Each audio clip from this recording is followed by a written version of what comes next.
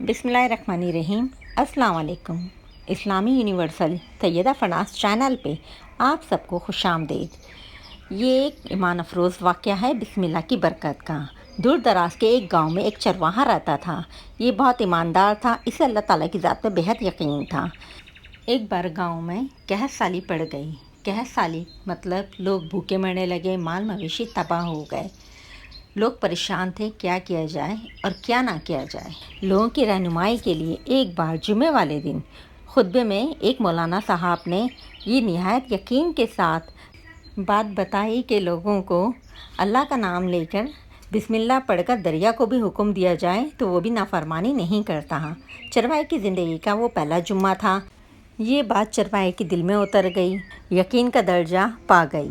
وہ واپس آ کر اپنی بکریاں لے کر سیدھا دریا پار چلا گیا۔ وہاں جا کے اونچی آواز سے بسم اللہ الرحمن الرحیم پڑھا اور کہا وہ اپنی بکریاں چرانے جا رہا ہے، اپنے اوپر سے گزرنے دے۔ یہ کہہ کر اس نے اپنی بکریوں کو ہانکا اور اللہ کے حکم سے اپنی بکریوں کے ساتھ دریا پہ چلتا ہوا دریا پار کر گیا۔ علاقہ گھاس سے بھرا ہوا تھا، درختوں کے پتے بھی سلامت تھے۔ اب تو اس کا روز کا معمول بن گیا تھا۔ روز دریا پار آتا اور اپنی بکریاں چرا کے چلا جاتا۔ اس کی بکریاں صحت مند اور تر و تازہ ہونے لگیں۔ لوگوں نے اس سے ماجرا دریافت کیا تو وہ سیدھا سادہ انسان، صاف دل نوجوان تھا۔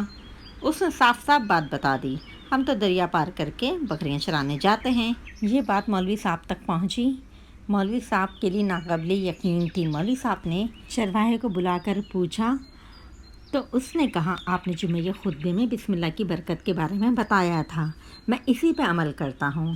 بسم اللہ پڑھ کے میں ایمان کے ساتھ دریا پار کر کے چلا جاتا ہوں، اپنی بکریاں چرا کے واپس آ جاتا ہوں۔ مولوی صاحب نے خود ہی تجربہ کرنے کی ٹھانی۔ صبح ہوتے ہی فجر کی نماز کے بعد لوگ جمع ہونے لگ گئے۔ مجمع زیادہ تھا۔ مولوی صاحب نے ایک دو بار سوچا کہ انکار کر دوں۔ جو لوگ ان کو کندھے پہ اٹھا کے لائے تھے وہ اللہ اکبر کے نعرے لگا رہے تھے، مولوی صاحب کے حق میں تعریف کر رہے تھے۔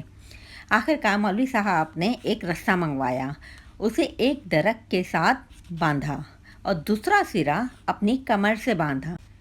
پھر ڈرتے ڈرتے بسم اللہ پڑھی اور دریا پہ چلنا شروع ہو گئے، مگر پہلا پاؤں رکھا ہی تھا کہ پانی میں ڈوب گئے۔ ڈبکیاں کھانے لگے اور پانی کے بہاؤ میں بہنا شروع ہو گئے۔ لوگوں نے کھینچ کھینچ کر مولوی صاحب کو باہر نکالا۔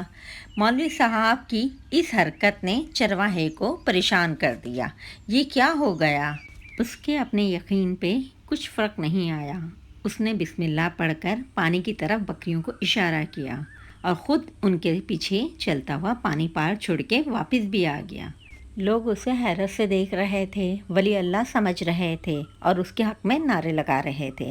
وہ سب سے بے نیاز سیدھا سادہ انسان مولوی صاحب کے پاس پہنچا اور کہا مولوی صاحب آپ کی بسم اللہ کی تعریف سے کافی پریشان تھا، مگر پانی پہ چلتے ہوئے آپ کی بسم اللہ کی کمزوری کا پتہ چل گیا۔ اس نے درخت سے بندھی ہوئی رسی کی طرف اشارہ کیا۔ آپ کی بسم اللہ کی برکت کو یہ رسہ کھا گیا۔ آپ کو بسم اللہ سے زیادہ اس رسے پہ بھروسہ تھا، لہٰذا اللہ نے آپ کو اس رسے کے حوالے کر دیا۔ مولوی صاحب آپ بھی کمال کرتے ہو، میں نے آپ کے منہ سے سنا اور یقین کر لیا اور میرے اللہ نے میرے یقین کی لاج رکھی، مگر آپ نے اللہ کا کلام سنا اور یقین نہیں کیا۔ اگر آپ اللہ پہ بھروسہ کرتے تو بغیر رسے کے دریا سے گزر جاتے۔ اللہ آپ کو ڈوبنے نہیں دیتا۔ اللہ کی ذات ایسی ذات ہے کہ وہ اپنے بندے کو ڈوبنے نہیں دیتی۔ اللہ دریا کو حکم دے دیتا تو وہ آپ کے لیے ٹھہر جاتا۔ مولانا صاحب نے کہا سچ تم صحیح کہہ رہے ہو، اللہ کے کلام میں بہت برکت ہے۔ اللہ تعالیٰ نے اس گاؤں میں قحط سالی ختم کر دی۔ یہ ہے ناظرین بسم اللہ کی برکت۔ ہمیں ہر کام شروع کرنے سے پہلے بسم اللہ ضرور پڑھنی چاہیے۔ ناظرین ویڈیو اچھی لگی تو like, subscribe, share and comment ضرور کریں۔ اپنا خیال رکھیں اور اپنی دعا میں ہمیں بھی یاد رکھیے گا۔ اللہ ہماری دنیا اور آخرت دونوں جنت کر دے، آمین یا رب العالمین۔ اللہ نگہبان۔